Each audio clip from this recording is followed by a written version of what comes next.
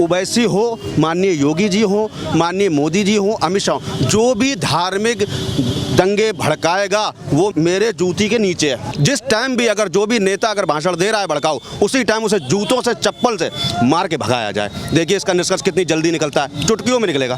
तुम्हें अक्ल बख्शी, तुम्हें 2 आंखें दी हैं, नाक दी है, कान सुनने के लिए दिए हैं, आप इसका इस्तेमाल करिए ना। उसी टाइम बाइकाट करना चाहिए, उसी टाइम जो है ना जहाँ से वो भाषण दे रहा है उसी टाइम भगा देना चाहिए। जो भी नेता हो वो अपने बोलने से पहले तौले फिर बोले कि हम क्या बोलने वाले हैं, हमारी जनता सुन रही है। एक ही मेरी अपील है कि भाई संबोधन सबका सुनो, सबका सुनो, कौन कौन नेता क्या बोल के जा रहा है, लेकिन आप अपनी अक्ल लगाओ कि हमें वोट किसको देना है। क्या नाम है साहब? मेरा नाम सैयद मोहसिन रजा रिजवी। तेलंगाना में किस तरह से आग लगी? बिल्कुल सही। अब मैं बताऊं, ओवैसी हो, माननीय योगी जी हो, माननीय मोदी जी हो, अमित शाह, जो भी धार्मिक दंगे भड़काएगा वो मेरे जूती के नीचे है।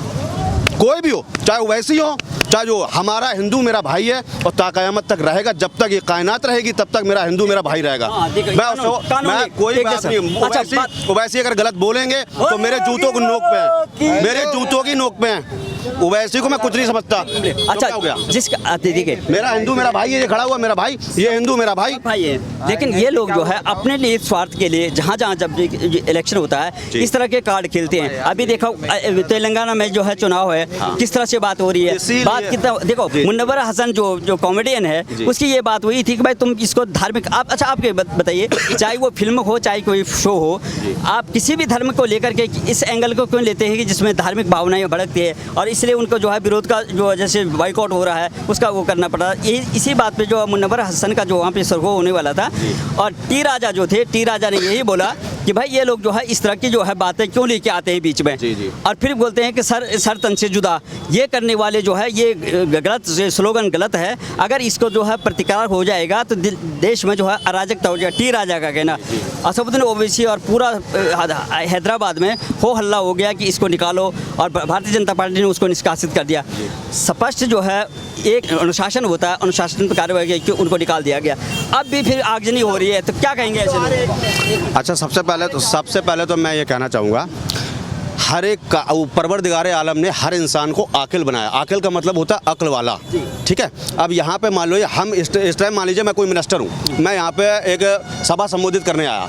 अब मैं अगर कोई भी भड़काऊ भाषण दे रहा हूँ तो सामने जो पब्लिक खड़ी है वो अगर उस पर उसी टाइम अगर टिप्पणी नहीं करती है, मार जूते नहीं भगाती है, तो हमारा देश कभी एक नहीं हो पाएगा। हम हिंदू मुस्लिम भाई कभी एक नहीं हो पाएंगे। जिस टाइम भी अगर जो भी नेता अगर भाषण दे रहा है भड़काऊ, उसी टाइम उसे जूतों से चप्पल से मार के भगाया जाए। देखिए इसका निष्कर्ष कितनी जल्दी निकलता है, चुटकियों में निकलेगा।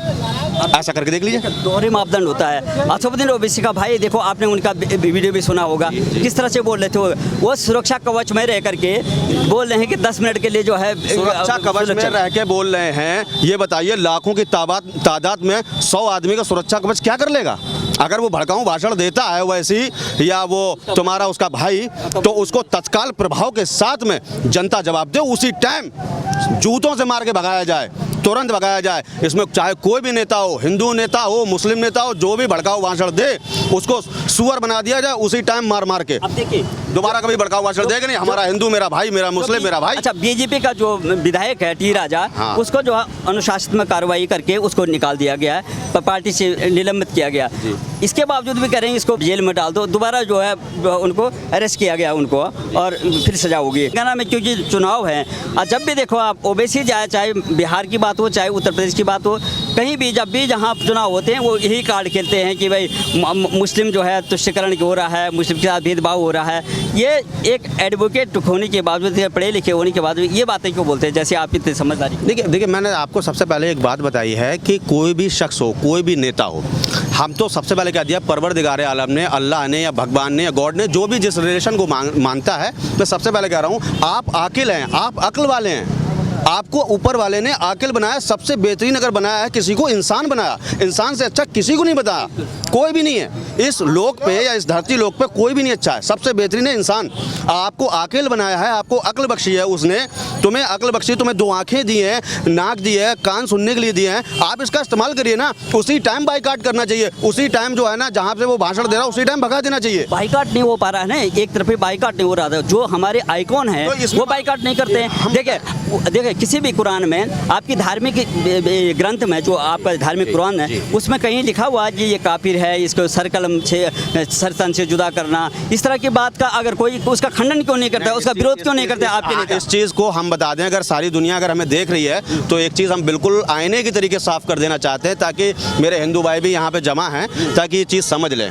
अगर हम झूठ बोलेंगे तो ये हमको मरने के बाद ऊपर जाना है, सबको जाना है। अगर भगवान है, गॉड है, अगर आपकी आस्था है, चाहे वो हिंदू यहाँ खड़ा हो या मुस्लिम खड़ा हो, तो मैं आपको एक आईने की तरीके बात सच साफ कर दे रहा हूँ कि ऐसी कोई भी चीज़ कुरान के अंदर नहीं मौजूद है जिससे कि इंसानियत के कत्ल को आर्डर दिया गया हो, आदेश दिया गया हो। ऐसा कुछ नहीं है। आप लोग मेरे भाई, अगर आप लोगों के अंदर गलत फहमियाँ हैं तो उसको आप निकाल दें। बिल्कुल। वो कौन लोग हैं आखिर में हमारे देश को जो है इस तरह से आग लगाने की बात करें, वो कौन लोग हैं? उसका कंडम होना चाहिए, कंडम नहीं होना चाहिए, नहीं होना चाहिए, उसका विरोध होना चाहिए। ये जो हमारे आइकॉन हैं, जो हमारे जो बैरिस्टर हैं, जो मुस्लिम नेता है, हिंदू नेता है, उनको जो है स्पष्टीकरण क्यों नहीं दे?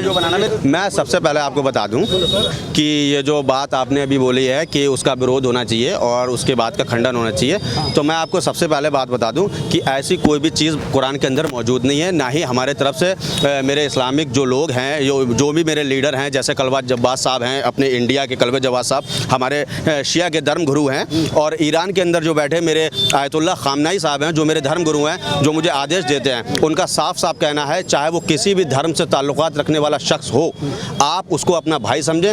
इंसानियत का कत्ल करना सबसे बड़ा गुनाह है, अजीम गुनाह है, इसमें आपकी बिल्कुल भी बख्शिश नहीं की जाएगी। बिल्कुल बिल्कुल। कानून अपना काम कर रहा है। सुनिए, हम कानून में विश्वास रखते हैं, कानून अपना काम कर रहा है, चाहे वो जो है नूपुर शर्मा हो, चाहे टी राजा हो। ये कहाँ से धमकियाँ मिल रही हैं कि सिर कलम कर दो, उनको फांसी दे दो? ये जो है, ये जो बेमनुष्यता है और जो ये जहर घोला जा रहा है, उसको क्यों नहीं समझ रहे? वो कौन सी शक्तियाँ हैं और कौन लोग हैं वो? सर ये इसके बारे में बहुत बेहतरीन जवाब है। चाहे भी कोई भी हो, जो शख्स ये कहता है कि इसको कत्ल कर दो या आदेश देता है ऊपर कोई भी किसी का, जैसे हिंदू हो, मुस्लिम हो, कोई भी मतलब कास्ट का हो, अगर ये आदेश देता है कि ये शख्स गलत है, इसका धर्म गलत है, इसको मार दो, इसको फना कर दो, तो मैं आपको बता दूं उसका किसी भी धर्म से कोई लेना देना नहीं है। वो सिर्फ इंसानियत का कत्ल चाहता है, यानी हिंदू, मुस्लिम, सिख, ईसाई सब में लड़ा देना चाहता है, विश्व युद्ध चाहता है, ताकि जो है कायनात पूरी बर्बाद हो जाए। जैसे आपको बता दूं, आज से 1400 साल पहले इमाम हुसैन सलाम हमारे, उनको करबला के मैदान में शहीद किया गया और जो शहीद करने वाला शख्स था वो यजीद था, यजीद इब्ने माविया। उसका किसी भी धर्म से ताल्लुकात नहीं था, जबकि इमाम हुसैन सलाम अपने हक पे थे। अगर आज इमाम हुसैन आप गांधी जी के पुराने पास्ट अगर कोई भी भाषण हो आप उनको सुन लीजिए, उनका गांधी जी का कहना है कि अगर मेरे पास हुसैन जैसे 72 शहीद होते मौजूद तो मैं इस हिंदुस्तान को जाने कब का आज़ाद करा चुका होता। और मेरा सबसे पहली बात है, जैसे जिस तरीके से यजीद ने इमाम हुसैन सलाम को शहीद किया था, उसका भी किसी भी धर्म से कोई रिश्ता नहीं था।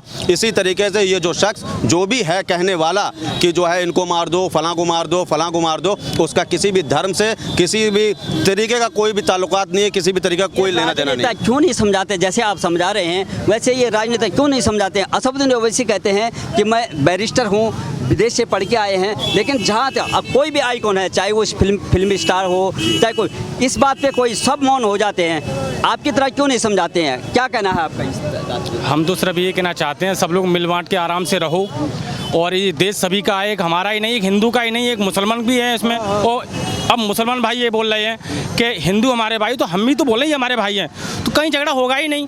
बीजेपी आए, चाहे कांग्रेस आए, चाहे कोई भी सरकार आ जाए, जब हम एक है ना तो सरकार से कोई फर्क नहीं पड़ता है। ये बात क्यों हो जाती है, एक तरफा क्यों बात हो जाती है? जैसे तेलंगाना का मुद्दा है, अभी टी राजा ने कुछ बात बोल दी है, उसको पीछे पड़ गए, उसको जो है वो कर दो। वहीं पे अकबरुद्दीन ओवैसी ने अगर बात हुई है, उससे इतना कंडम नहीं हो गया, वहाँ पे अराजकता है।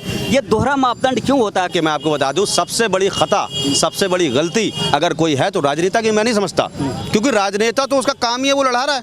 आप कैसे आकिल हैं, आप कैसे अक्लमंद हैं? आपके पास उस परवरदिगार आलम ने, उस खालिक ने, उस कायनात ने जिसको बनाया है, आपको हर एक चीज़ बेहतरीन तरीके से बख्शी है। आपको अक्ल भी दी, आपको 2 आंखें भी दी, आपको कान भी दिए, हाथ भी दी, हर चीज़ जब दिया है तो आप उसका प्रयोग क्यों नहीं कर रहे हैं? ये देखिए ना, अब देखिए वो जो टेलर था उसका क्या कसूर था? पीछे से उसको वार किया गया। वो कौन थे वो जो सर कलम से करने वाला? उदयपुर वाला मामला जो आप बता रहे हैं, उसका खंडन क्यों नहीं किया नेताओं ने? खंडन क्यों नहीं किया? अब उसकी वजह ना मैं बताता हूँ आपको। सबसे पहली बात, जिसने उस टेलर को मारा उस शख्स का, या उसको जिसने आदेश दिया होगा उस शख्स का कोई भी धर्म से लेना देना नहीं, उसका सिर्फ ये है कि हिंदुस्तान को कैसे बर्बाद किया जाए। अब आप समझ लीजिए, आप यहाँ मेरे हिंदू भाई जितने खड़े हुए हैं, यहाँ मुस्लिम भी शायद एक आध खड़ा हो या ना खड़ा हो, कोई भी दिक्कत नहीं है, मैं तो उनको भाई समझता हूँ, जान से मार दो मुझे कोई दिक्कत नहीं। मैं तो ये समझूंगा कि मैं अपने वतन के लिए, अपने भाई के लिए शहीद हुआ। पहली बात तो ये, मैं क्या कर रहा हूँ कि मेरा जितना हिंदू भाई खड़ा हुआ है, मैं आप सबसे यही कहना चाहूँगा, एक ही मेरी अपील है कि भाई संबोधन सबका सुनो, सबका सुनो, कौन कौन नेता क्या बोल के जा रहा है, लेकिन आप अपनी अक्ल लगाओ कि हमें वोट किसको देना है, कि जो हक पे है कि नहीं है, जो हमें बर्बाद कर रहा है, जो हमें लड़ाई लड़ा रहा है, जो हमारे हिंदुस्तान की जीडीपी से लेके, मैं मोदी जी को टारगेट नहीं कर रहा हूँ, आप मत सोचिएगा, जीडीपी से लेके, इकोनॉमी से लेके, कोई भी अदरवाइज है कि हमारा हिंदुस्तान नीचे किस वजह से जा रहा है।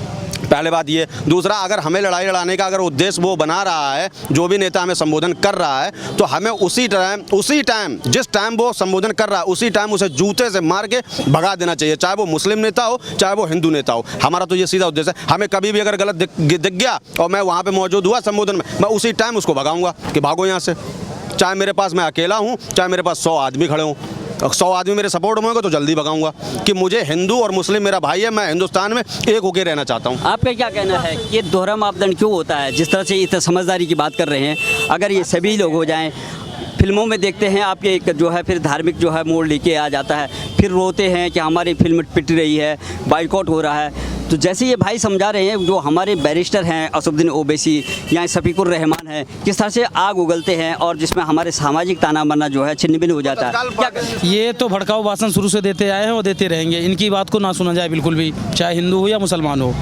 जो भाई ने भी बोला है ना, सबको 2 आंखें दिए, 2 अकल दिया, 2 कान दिया, खुद सुनो, खुद देखो, खुद करो। ये आपकी हाँ, ऊपर वाले ने जो भी किया अपना काम तो किया, लेकिन हम लोग अपना काम पूरी तरह से सही नहीं कर रहे हैं। आपका क्या कहना है? नहीं, भाई साहब का कहना बिल्कुल सही बात है जी। बिल्कुल भाई साहब का कहना सही है, बिल्कुल। आपको 2 आँख कान दिया तो अपना विचार अपना सोच के करो ना, दूसरे कहने पे क्यों जाते हो? हाँ, सही बात है, जो भाई ने कहा है वही सही है। और क्या करना, देख लीजिए, भाईचारा ही होना चाहिए, भाईचारा।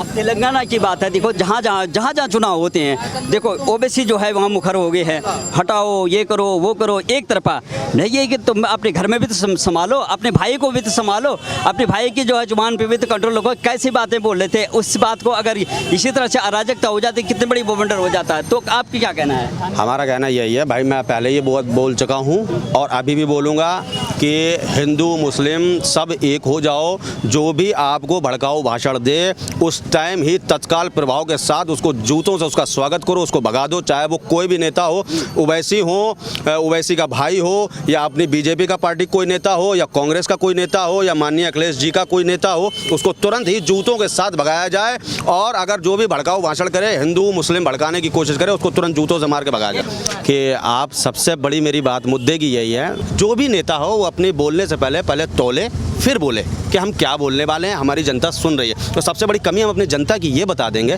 कि जनता हमारी इतनी, मैं कहूँ या क्या कहूँ, मूर्ख कह दूँ या चूतिया कह दूँ या ज़्यादा इंटेलिजेंट कह दूँ, मेरे तो कुछ समझ नहीं, मेरे पास अल्फाज नहीं है इनके लिए बोलने के लिए, क्योंकि ये सुन लेते हैं।